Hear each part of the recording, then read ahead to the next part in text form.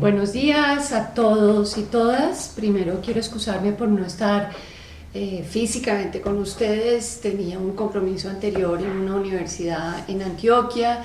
y no podía simplemente excusarme para acompañarlos en sus reflexiones de estos días sobre comisiones de la verdad, derechos de las mujeres y justicia transicional. Quiero también agradecer a todas las organizaciones esta oportunidad que me dan para expresarme ante mujeres que son lideresas en los territorios. Creo que como mujeres tenemos un papel central en todos los procesos que se están llevando a cabo en este momento en Colombia, y para mí realmente es una oportunidad y un honor compartir algunas ideas para complementar, para enriquecer estas rutas hacia la paz. Bueno, mi ponencia de hoy está dividida en 3 puntos. La primera es ¿qué llamamos paz? Creo que tenemos distintas formas de comprender la paz y podemos discutirlas, pero quiero lanzar una hipótesis o por lo menos una propuesta sobre lo que yo entiendo por paz. En segundo lugar, quiero hablar de el papel de las comisiones de la verdad en procesos de justicia transicional y el aporte de las mujeres a esas comisiones de la verdad. Y en tercer lugar, el aporte de la memoria histórica, distinto a las comisiones de la verdad, pero obviamente en articulación con ellas. Y dentro de esa ruta de memoria histórica, ¿cuál es el aporte también de las mujeres? ¿Qué le aportan las mujeres a toda esta construcción de paz y de verdad y memoria histórica en el país? Entonces, primer punto que entiendo yo por paz. Obviamente la paz en Colombia pasa por la firma de los acuerdos en La Habana. Todos tenemos la esperanza de que realmente el gobierno y las FARC logren ponerse de acuerdo y el ELN también entre en un proceso de negociación con este gobierno, pero más allá de esas negociaciones, los que vivimos o tenemos el privilegio de ir a territorios, sabemos que la paz no solo pasa por la firma de unos acuerdos. Aunque los acuerdos son un marco fundamental, la paz también pasa por una serie de procesos cotidianos, de formas de resolver los conflictos que no solo tienen que ver con unas dirigencias políticas y militares firmando una paz, sino también con una agencia que tenemos los colombianos y las colombianas en los territorios.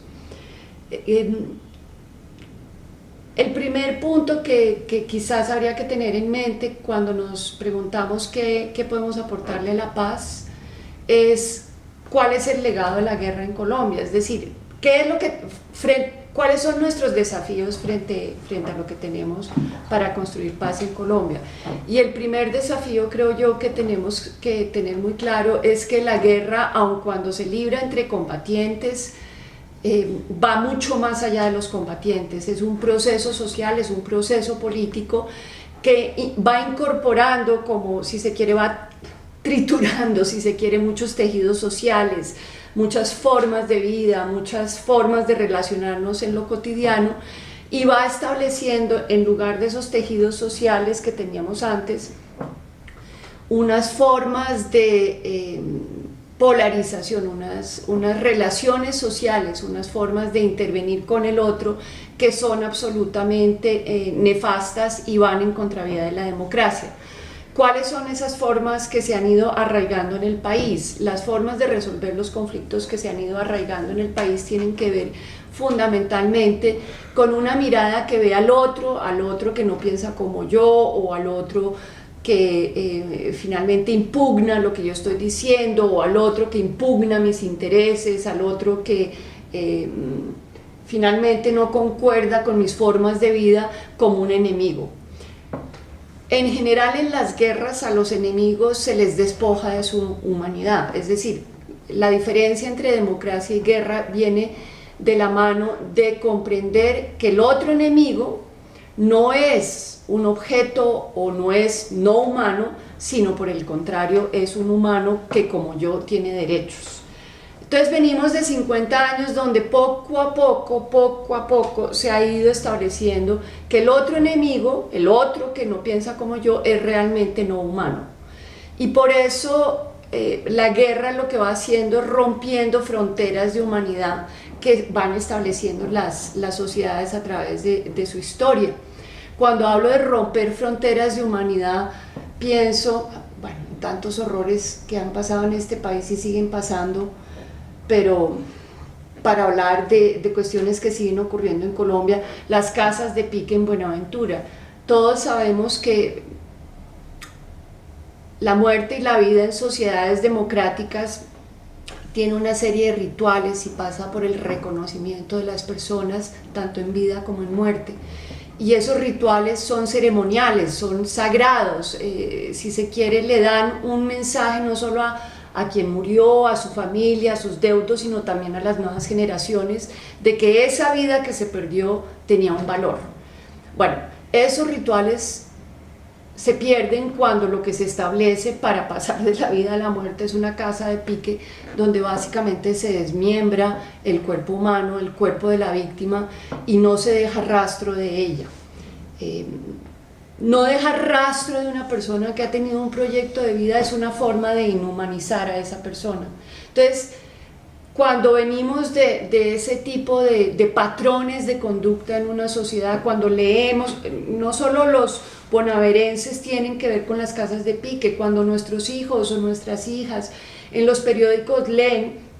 que en un país llamado Colombia hay casas de pique, hay algo que se envía como mensaje, y es que la vida no vale nada, la vida humana no vale nada, porque con ese cuerpo humano que tiene un valor sagrado, cuando se le desmiembra, lo que se está haciendo es objetivándolo, borrándolo de la existencia humana. Entonces, creo que el primer desafío frente a una sociedad que en el fondo ha convivido con ese horror es volver a humanizar al enemigo, es volver a comprender que una sociedad democrática es una sociedad que logra pasar de conflictos por la desigualdad o conflictos por las diferencias que se manejan entre enemigos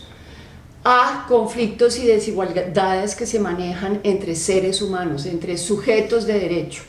Y aquí quiero lanzar entonces una primera idea muy importante, una primera pregunta: ¿cómo vamos las mujeres a aportarle a un país que viene de esa guerra y de esa deshumanización en los recorridos que tenemos que emprender para humanizar al enemigo? ¿Qué vamos a hacer las mujeres? Y creo que ahí las mujeres tenemos pues un papel fundamental, porque en muchas culturas las mujeres son las que acompañan a los vivos en ese ritual hacia la muerte. Las mujeres, por ejemplo, en la cultura wayuu, son quienes recogen a los muertos y pueden limpiarlos y pueden acompañarlos en ese proceso de paso a la muerte. Las mujeres, digamos, aún en la cultura judeocristiana, si pensamos en la Virgen María sosteniendo a su hijo y dándole santa sepultura, esa es una forma de humanizar a la persona que está abandonando la vida con nosotros y pasando a otra vida. Entonces, las mujeres sí tenemos un lugar muy especial en la cultura, porque acompañamos a sacralizar ese viaje a la muerte. Entonces tenemos, creo que como organizaciones de mujeres, empezar a pensar en esos desafíos que nos plantea la paz. ¿Cómo vamos a hacer para contribuir a humanizar al enemigo? Y cuando hablo del enemigo, obviamente el enemigo depende de la postura política que tengamos como sujetos políticos. Si somos de izquierda, el enemigo puede ser una derecha armada, que ha roto todas las regulaciones del VIH en Colombia y que nos ha espantado por la capacidad de crueldad y de sevicia con la que ejerció la guerra. ¿Qué vamos a hacer para que esas personas que fueron parte de esas alianzas oscuras, de toda esa urdimbre de la guerra, primero se sientan reconocidos como humanos y sean humanizados por otros que los ven en este momento como salvajes, no amigos, enemigos absolutos? Si vengo de la derecha, efectivamente tengo que humanizar a una izquierda, digamos, que se fue a las armas. Tengo que ver a esa izquierda armada como integrada por humanos, por sujetos de derecho, y tengo que ofrecerle a esa izquierda armada también un lugar honorable para transitar a la paz. Ser humano es, entre otras, bueno, y aquí, digamos, me acojo a Hannah Arendt, que es una persona, una filósofa muy importante en teoría política, y ella dice básicamente que los seres humanos somos humanos porque tenemos capacidad de reflexión y de intervención sobre el mundo, de ser agentes en el mundo. Y eso pasa entonces por el reconocimiento de que tanto los de derecha como los de izquierda son capaces de actuar como humanos y intervenir sobre el mundo. Pero para eso tenemos que construir un espacio cultural, un espacio simbólico para acoger a esas personas y decir somos comunidad. ¿Comunidad de qué? Comunidad de humanos. Eso no quiere decir que compartamos que tengamos los mismos proyectos de vida, los mismos proyectos políticos, las mismas definiciones de buen vivir, las mismas posturas ante la diferencia. Una democracia se distingue de un régimen, de una sociedad autoritaria, porque es capaz justamente de aceptar la pluralidad de proyectos de vida, la pluralidad de miradas que existe sobre una vida en común. Entonces, para redondear, ¿qué vamos a hacer las mujeres para colaborar en esta construcción simbólica de una comunidad política que acoge a los distintos? Que acoge, que los ve como realmente sujetos de derechos? Y ahí quiero lanzar una tesis que me parece fundamental, y es que en todo caso pasar de enemigos a adversarios, que es el paso del que he venido hablando, implica que yo vea a mi adversario político, como un amigo. Pero yo sé que esto suena raro, pero cuando digo como un amigo es que quisiera ver a mi adversario desde una amistad civilizada, es decir, piensa distinto, pero soy capaz de saludarlo, de reconocerlo como ser pensante, argumentativo, soy capaz de, después de una discusión muy fuerte, despedirme con cortesía porque lo reconozco como humano. Entonces, para mí, y eso lo he dicho en distintas ocasiones, la comunidad política de ciudadanos y ciudadanas democrático se distingue de otras comunidades políticas porque el trato entre adversarios es un trato amistoso dentro de la gran diferencia. Y entonces ahí sí creo que las mujeres tenemos mucho que hacer, porque ese trato amistoso, ese trato al otro adversario, al otro que no opina como yo me puedo apasionar por mis proyectos, por lo que yo defiendo, por mis valores, pero tengo que saber escuchar al otro sin arrasarlo simbólicamente, sin borrar su humanidad, reconociendo que piensa distinto, pero que sigue siendo un integrante más de una comunidad política. Y ahí las mujeres sí tenemos cuestiones con las cuales contribuir, porque ese trato amistoso del enemigo se enseña desde el hogar. Eso no, digamos, eso puede que esté escrito en la Constitución Nacional finalmente es los acuerdos que van a regir y regular las diferencias y las desigualdades entre seres humanos, entre ciudadanos y ciudadanas que hacen parte del acuerdo, y esa Constitución solo se vuelve vida si empieza a ser ejercida desde que aprendemos a tratar las diferencias en la vida cotidiana, en la vida personal, en la familia, en el barrio, en el colegio, en la ciudad, en la nación. Simplemente para redondear, quisiera pensar que las mujeres vamos a ser agentes de construcción de paz en la familia, vamos a dar ejemplo, no solo vamos a leer unos artículos de la Constitución, sino que vamos a dar ejemplo de resolución de los conflictos por vías dialogadas que reconocen la diferencia desde una amistad política, llamémoslo así. Segundo, comisiones de la verdad. Las comisiones de la verdad generalmente tienen un enorme aporte que hacerle a las sociedades, porque después de ellas se establecen unos hechos inobjetables. Sí, las comisiones de la verdad lo que hacen es establecer, si se quiere, como un archivo del dolor, del sufrimiento padecido durante años de guerra, para decir, mire, esto pasó así, estas personas fueron las responsables de infligir este sufrimiento a estas otras personas, y así haya diferencias de por qué ocurrió lo que ocurrió, hay unos hechos inobjetables. Esos hechos inobjetables son parte de los legados de las comisiones de la verdad, son puntos de cierre, si se quiere, sobre una mirada crítica que tenemos que tener las sociedades cuando hemos venido de conflictos tan prolongados. ¿Cuál es el aporte de las mujeres en esas comisiones de la verdad? Bueno, todos y todas sabemos que hay unos hechos inobjetables que han ocurrido en la guerra, pero que no se han visibilizado con la suficiente fuerza.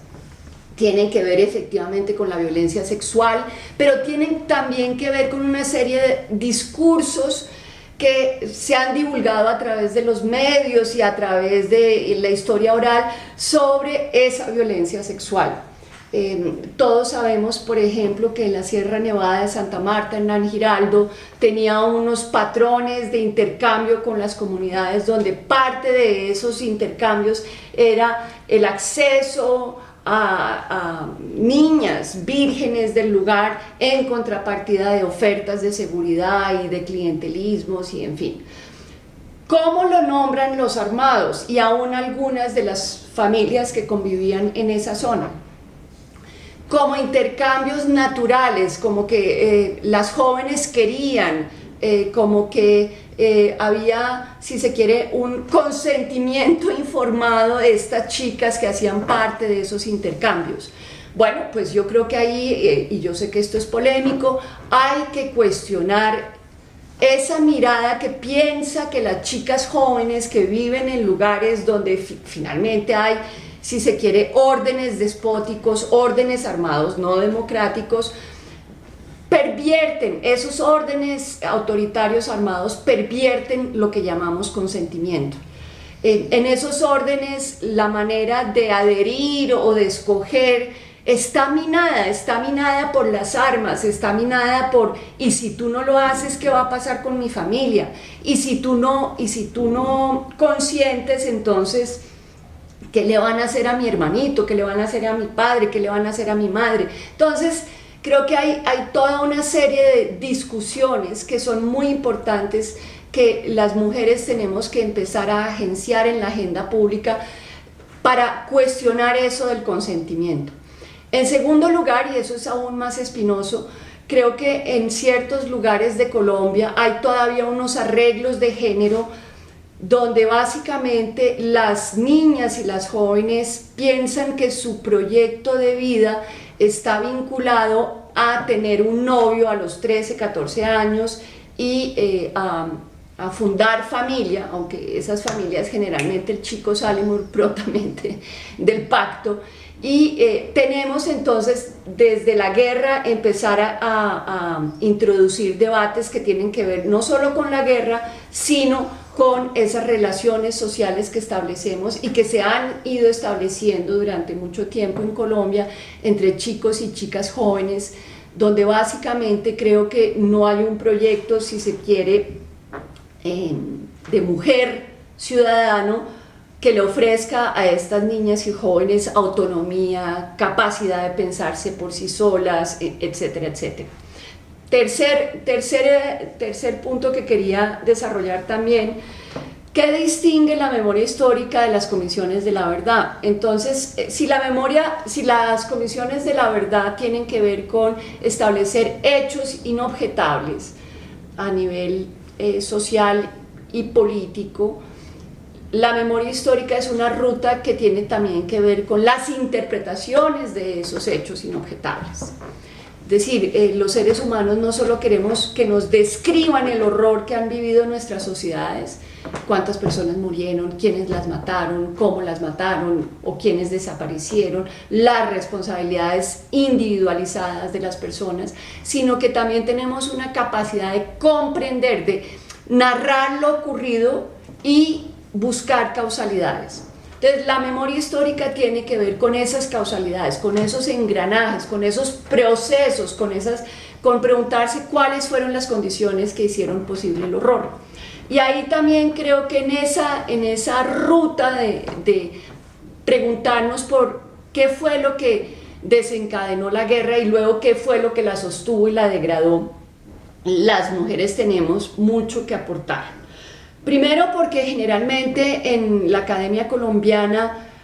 los procesos institucionales y políticos se analizan de espaldas a los procesos cotidianos y familiares. Es decir, la academia colombiana todavía no ha asumido con suficiente rigor los engranajes entre la manera cotidiana en que resolvemos los conflictos desde el hogar y luego en el barrio y en el vecindario hasta cómo lo resuelve el país, y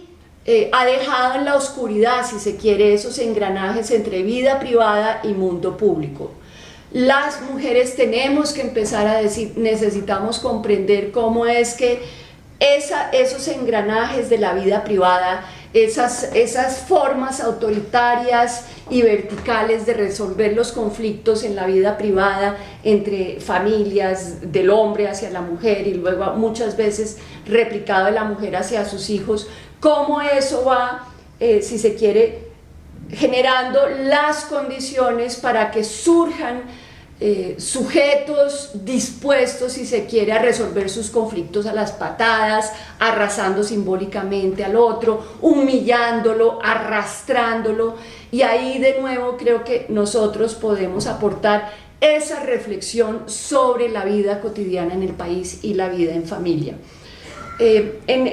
Y con esto termino. Cuando hicimos trabajo de campo en el Caribe colombiano,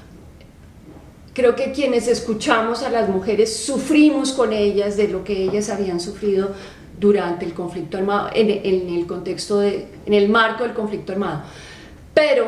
también, y esto lo digo a nivel personal, me desgarraron las historias de violencia sexual que viven las mujeres en el Caribe colombiano, los arreglos tan perversos, autoritarios, absolutamente antidemocráticos que en muchos casos hay frente a las niñas y a las jóvenes y a las mujeres. Digamos, lo que yo recibí en parte fue como la descripción de un sistema, de un engranaje que va construyendo una feminidad que está dispuesta a los 13 años a buscar una vida mejor de la vida de la mano de un chico, así sepa que el chico a los 2 años o el hombre a los 2 años o 3 años la va a abandonar y la va a maltratar, con además algo aún más perverso, y es que quienes sostienen esos arreglos son también mujeres, son también las abuelas que le dicen a la chica joven, te tienes que devolver a vivir con aquel que te está pegando porque, mija, así es la vida, así es la vida. Y yo digo, ¿así es la vida? No, señores, así no es la vida en democracia. Así que cuestionar esos patrones sociales, culturales, profundamente arraigados, donde también hay mujeres que los reproducen, es parte de lo que creo que tenemos que vocear y articular muy fuertemente en estos diálogos de paz como mujeres que somos agentes y constructoras de paz y que tenemos algo que decirle al país. Muchas gracias.